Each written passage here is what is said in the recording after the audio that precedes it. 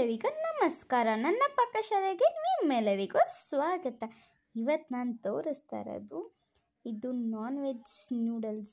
ಮಾಡೋಕ್ಕೂ ತುಂಬಾ ಈಸಿಯಾಗಿದೆ, ಹಾಗೆ ತಿನ್ನೋಕ್ಕೂ ತುಂಬ ಟೇಸ್ಟಿಯಾಗಿದೆ. ತುಂಬ ಸಿಂಪಲ್ ಇಂಗ್ರೀಡಿಯೆಂಟ್ಸ್ ಸಾಕು.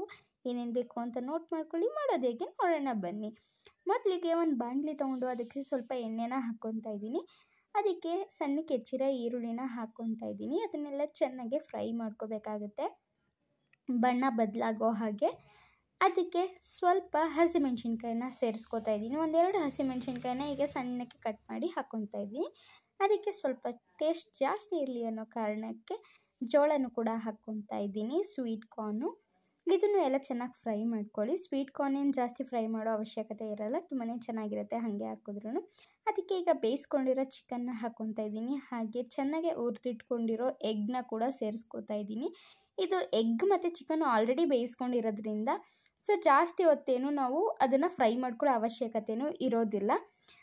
ಬೇಗನೆ ಆಗಿಬಿಡುತ್ತೆ. ಎಗ್ ಮತ್ತು ಚಿಕನ್ ಒಂದು ಸ್ವಲ್ಪ ನಾವು ಸಪ್ರೇಟಾಗಿ ಬೇಯಿಸ್ಕೋಬೇಕಾಗತ್ತಷ್ಟೇ. ಅದಾದಮೇಲೆ ಇಲ್ಲಿ ನಾನು ಚಿಲ್ಲಿ ಪೇಸ್ಟು ಹಾಗೆ ಇದಕ್ಕೆ ಧನಿಯಾ ಪುಡಿನ ಹಾಕ್ತಾಯಿದ್ದೀನಿ. ಸ್ವಲ್ಪ ಸೋಯಾ ಸಾಸ್ನು ಕೂಡ ಆ್ಯಡ್ ಮಾಡ್ಕೊಂಡಿದ್ದೀನಿ ನಾನು. ಅದಷ್ಟನ್ನು ಹಾಕ್ಕೊಂಡು ಚೆನ್ನಾಗಿ ಮಿಕ್ಸ್ ಮಾಡ್ಕೊತಾ ಇದ್ದೀನಿ. ಬೇಕಂದರೆ ಸ್ವಲ್ಪ ಗರಂ ಮಸಾಲೆನೂ ಆ್ಯಡ್ ಮಾಡ್ಕೊಳ್ಳಿ. ನಾನು ಮನೇಲೇ ಮಾಡ್ಕೊಂಡಿರೋ ಗರಂ ಮಸಾಲೆನ ಆ್ಯಡ್ ಮಾಡ್ಕೊಂಡಿದ್ದೀನಿ, ಹೊರಗಡೆದು ಯೂಸ್ ಮಾಡಿಲ್ಲ. ಈಗ ಇದಕ್ಕೆ ಫೈನಲಾಗಿ ನೂಡಲ್ಸ್ ಹಾಕಿ ಸ್ವಲ್ಪ ಇದಕ್ಕೆ ಉಪ್ಪು ಮತ್ತು ಅದ್ರ ಮೇಲೆ ಸ್ವಲ್ಪ ಮೆಣಸಿನ ಪುಡಿನ ಸೇರಿಸಿದ್ರೆ ತುಂಬಾ ಟೇಸ್ಟಿಯಾಗಿರುತ್ತೆ. ಇದನ್ನೆಲ್ಲ ಚೆನ್ನಾಗಿ ನಾವು ಮಿಕ್ಸ್ ಮಾಡ್ಕೊಬೇಕಾಗತ್ತೆ. ನಿಮ್ಮ ಮನೇಲಿ ಫೋರ್ಕ್ ಇದ್ದರೆ ಅದರಿಂದನೂ ಕೂಡ ಮಿಕ್ಸ್ ಮಾಡ್ಕೋಬೋದು, ಇಲ್ಲ ಹೀಗೆ ಅನ್ನದ ಕೈಯಲ್ಲೇ ಮಿಕ್ಸ್ ಮಾಡ್ಕೊಳ್ಳೋಕೆ ಬರುತ್ತೆ ಅಂದರೆ ಮಿಕ್ಸ್ ಮಾಡ್ಕೊಳ್ಳಿ, ಇಲ್ಲ ಫೋರ್ಕಲ್ಲಿ ಮಿಕ್ಸ್ ಮಾಡಿಕೊಂಡ್ರೆ ಇನ್ನೂ ಚೆನ್ನಾಗಿ ಮಿಕ್ಸ್ ಆಗುತ್ತೆ. ಇದನ್ನೆಲ್ಲ ಚೆನ್ನಾಗಿ ಮಿಕ್ಸ್ ಮಾಡಿಕೊಂಡು ಎರಡು ನಿಮಿಷ ಅದನ್ನು ಬಿಸಿ ಮಾಡಿಕೊಂಡ್ರೆ ತುಂಬಾ ಟೇಸ್ಟಿಯಾಗಿರುತ್ತೆ. ನಾನು ಮೊದಲೇ ಇದನ್ನು ಬೇಯಿಸ್ಕೊಂಡು ಎತ್ತಿಟ್ಕೊಂಡಿರೋದು. ಇದನ್ನು ಬೇಯಿಸ್ಕೊಳ್ಳೋಕ್ಕೆ ಸ್ವಲ್ಪ ಎಣ್ಣೆನ ಹಾಕ್ಕೊಳ್ಳಿ, ನೂಡಲ್ಸ್ನ ಬೇಯಿಸ್ಕೊಳ್ಳೋದಕ್ಕೆ. ಆವಾಗ ಅದು ಯಾವುದು ಕೂಡ ಅಂಟೋದಿಲ್ಲ, ಬಿಡಿಯಾಗೇ ಬರುತ್ತೆ.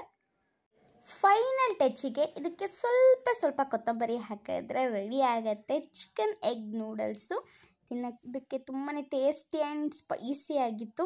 ನೀವು ಕೂಡ ಇದನ್ನು ಟ್ರೈ ಮಾಡಿ. ಹಾಗೆ ನನ್ನ ಚಾನಲ್ ಸಬ್ಸ್ಕ್ರೈಬ್ ಆಗೋದನ್ನು ಮರಿಬೇಡಿ. ಇದೇ ರೀತಿ ಹೊಸ ಅಪ್ಡೇಟೊಂದಿಗೆ ನಾನು ನಿಮ್ಮೆಲ್ಲರ ಜೊತೆಗೆ ಸಿಗ್ತಾ ಇರ್ತೀನಿ ಅವಾಗವಾಗ. ಸ್ವಲ್ಪ ವೀಡಿಯೋಸ್ ಕಡಿಮೆ ಆಗಿಬಿಟ್ಟಿದೆ, ಬಟ್ ಹೊಸ ರೆಸಿಪಿನ ಮಾಡಬೇಕು ಅಂತ ನಾನು ಐಡಿಯಾ ಹಾಕ್ಕೊಂಡಿದ್ದೀನಿ, ಮಾಡ್ತೀನಿ. ಇದನ್ನು ನಿಮ್ಮ ಮನೇಲಿ ಟ್ರೈ ಮಾಡಿ ಹೇಗಿತ್ತು ಅಂತ ನನಗೆ ಕಮೆಂಟ್ ಮಾಡಿ ತಿಳಿಸಿ. ಹಾಗೆ ನಿಮಗೆ ಯಾವುದಾದ್ರೂ ರಿಕ್ವೈರ್ಮೆಂಟ್ ವಿಡಿಯೋ ಬೇಕಂದರೆ ನನಗೆ ಕಮೆಂಟ್ ಮಾಡಿ, ನಾನು ಖಂಡಿತ ಆ ವಿಡಿಯೋನ ಮಾಡಿ ಹಾಕ್ತೀನಿ. ಎಲ್ಲರಿಗೂ ಟೇಕ್ ಕೇರ್ ಆ್ಯಂಡ್ ಬಾಯ್.